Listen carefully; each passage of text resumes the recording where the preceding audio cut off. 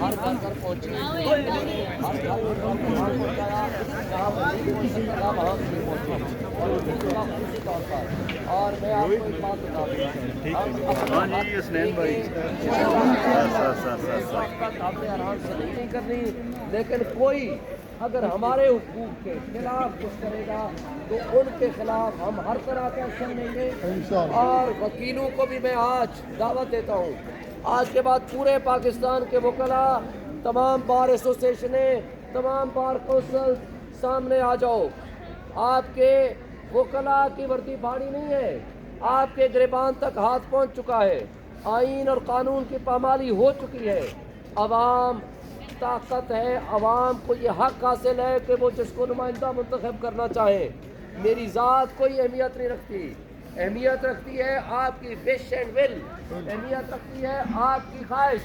آپ کی خواہش اگر ہے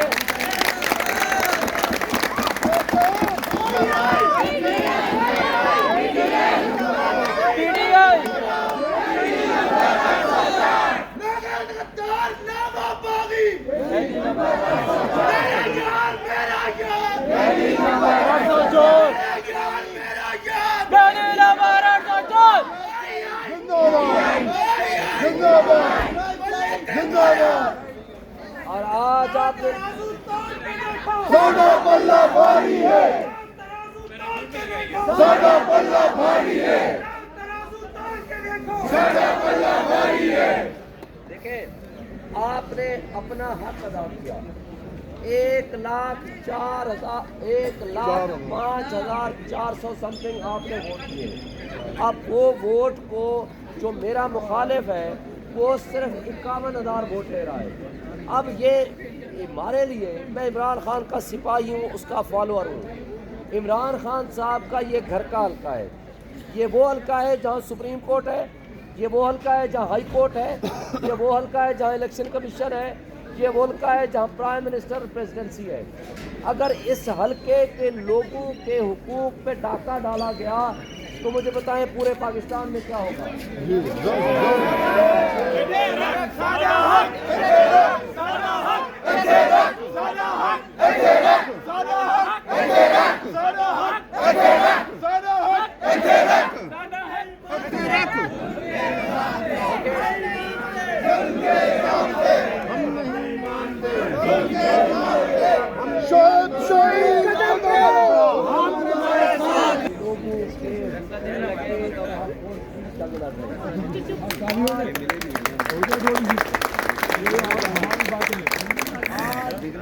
میری آپ کی نسل کے حقوق کی جنگ بھی نہیں ہے، یہ آپ کے اگلے بچوں کے مستقبل کے حقوق کی جنگ ہے۔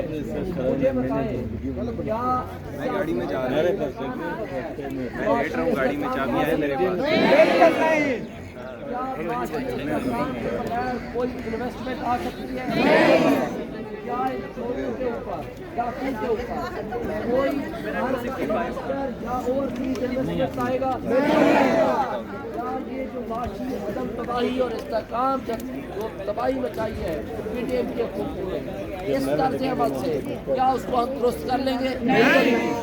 اس کے لیے بھائی آپ لوگوں کو تو ایک اسٹرانگ ڈیموکریٹک گورنمنٹ آئے، وہ لوگوں کے مسائل حل کرے، لوگوں کو تحفظ دے، لوگوں کے بنیادی حقوق بحال کرے، ان کی معیشت کے لیے کچھ سوچے، اس ملک کو اچھائی کی طرف لے کے جائے، اور جو ظلم اور ڈاکہ زنی اور جو معاشی تباہی کے ساتھ ساتھ بنیادی انسانی حقوق معطل ہوئے پچھلے 1 سال میں، اور آج وقت نے ثابت کر دیا جو 9 مئی کا ڈرامہ تھا وہ ڈرامہ لکھنے والے ناکام ہو گئے۔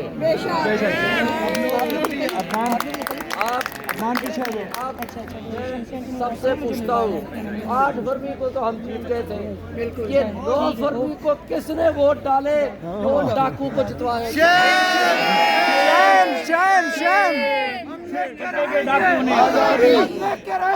آزادی، آزادی، آزادی، آزادی، آزادی، آزادی۔ جو 9 مئی کے خالق تھے، 9 مئی کے جو خالق تھے وہ 9 فروری کے بھی خالق ہیں۔